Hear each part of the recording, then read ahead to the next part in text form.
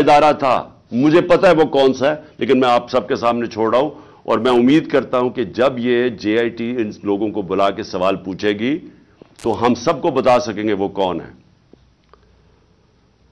دوسرا کہ جو میں پہلے کیوں نہیں ایف آئی آر میں کروا سکا، وہ کون پاور تھی جس نے روکا ایف آئی آر کو؟ مجھے پتا ہے وہ کون تھی، لیکن یہ میں سوال چھوڑتا ہوں۔ ڈی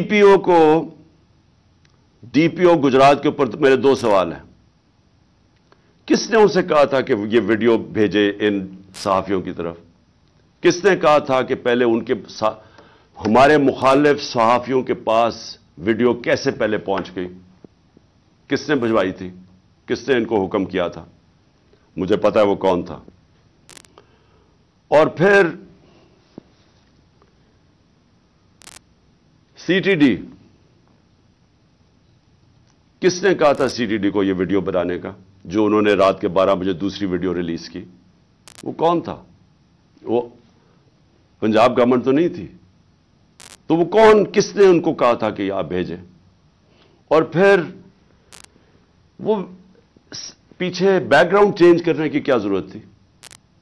اگر آپ کو کسی چیز کا ڈر ہی نہیں، آپ تفتیش کر رہے ہیں، تو یہ ایک دم وہ چینج کیوں کرنے، کیوں ثبوت چھپا رہے تھے؟ اور پھر جے آئی ٹی کے اندر سے چیزیں لیک ہوئیں اور ایک مخالف ہمارے جو بڑا ہمارے گیس بولتا ہے اس اینکر کو پہنچائی گئی۔ وہ کس نے پہنچائی تھی؟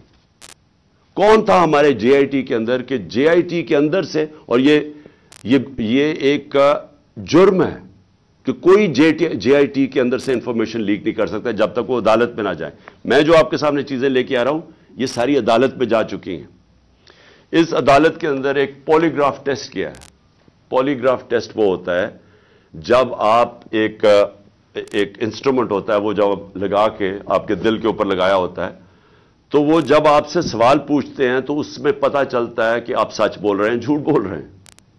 تو اس نوید کے اوپر جب انہوں نے وہ ٹیسٹ کیا تو پولی گراف ٹیسٹ کے اندر دو چیزیں واضح سامنے آ گئیں۔ ایک، جب نوید سے پوچھا گیا کہ آپ کے ساتھ کن کن لوگوں نے، صرف ایک آدمی کے علاوہ کسی نے آپ کو کانٹیکٹ کیا تھا؟ اس نے کہا نہیں کیا تھا۔ جھوٹ نکلا۔ وہ جھوٹ اس لیے واضح ہو گیا کہ اس کے پیچھے پورا ایک پلاننگ ہوئی تھی، اس کو پورے تیار کر کے بھیجا تھا۔ دوسرا، اسے سوال پوچھا گیا کہ کیا آپ کو ٹریننگ تھی پسٹل شوٹنگ کی؟ اس نے کہا کوئی ٹریننگ نہیں تھی۔ وہ پھر جھوٹ صاحب آ گیا پولی گراف کے اوپر، کیونکہ ظاہر ہے وہ ٹرینڈ آدمی، اس کی ٹریننگ کروا کے بھیجا گیا تھا۔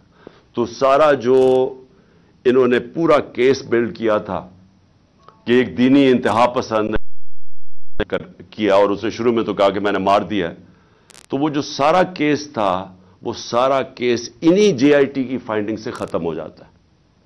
جس وقت 3 شوٹر آ گئے تو اس کا مطلب ایک پلان طریقے سے یہ اسیسینیشن اٹیمپٹ تھی۔ اور جب اس کے اوپر اس کو ٹرین کیا ہوا تھا تو، اور پھر یہ بھی پتا چل گیا کہ یہ کوئی دینی آدمی نہیں تھا، جس طرح وہ جو میں نے خواجہ آصف وغیرہ کے نام لیے، رانا ثناء اللہ وغیرہ کے اور مریم نواز کے، یہ کوئی دینی لوگ نہیں ہیں۔ اسی طرح یہ بھی کوئی دینی آدمی نہیں تھا کہ جس کو بڑا اشتعال میں آ کے یہ کچھ کرے۔ تو یہ بھی ایک پلانڈ اسیسینیشن اٹیمپٹ تھا۔ میں آخر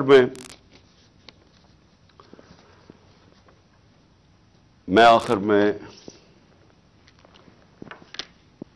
سوال پوچھنا چاہتا ہوں ان لوگوں کو جو اس ملک میں طاقت رکھتے ہیں۔ میں ان لوگوں سے آج سوال پوچھنا چاہتا ہوں جو مجھے پتہ ہے اس کے پیچھے تھے۔ مجھے یہ پتا ہے کہ نون لیگ یہ اوپر سربراہ ان کے پیچھے تھے، مجھے اس کا واضح ہے۔ مجھے یہ پتا ہے کہ رانا ثناء اللہ جس کے لیے قتل کرنا کوئی بڑی چیز نہیں، وہ پیچھے تھا۔ مجھے پتا ہے کہ شہباز شریف جس نے ایکسٹرا جوڈیشل کلنگ میں اس کے اوپر رپورٹ ہے 97 سے 99 تک کہ اس نے کتنے لوگ پولیس مقابل میں قتل کروائے تھے۔ عابد باکسر کی سٹیٹمنٹ ہے کہ کیسے شہباز شریف ان سے لوگوں کو قتل کرواتا تھا۔ ماڈل ٹاؤن کے اندر ان دونوں نے دن دہاڑے نہتے لوگوں کے اوپر گولی چلائی، جس میں 12 لوگ اس میں قتل ہوئے اور اس کے علاوہ کوئی 50-60 لوگوں کو گولیاں لگی اور وہ ٹی وی کے اوپر سب آ رہا تھا. یہ وہ لوگ ہیں، ان کا تو مجھے پتا ہے.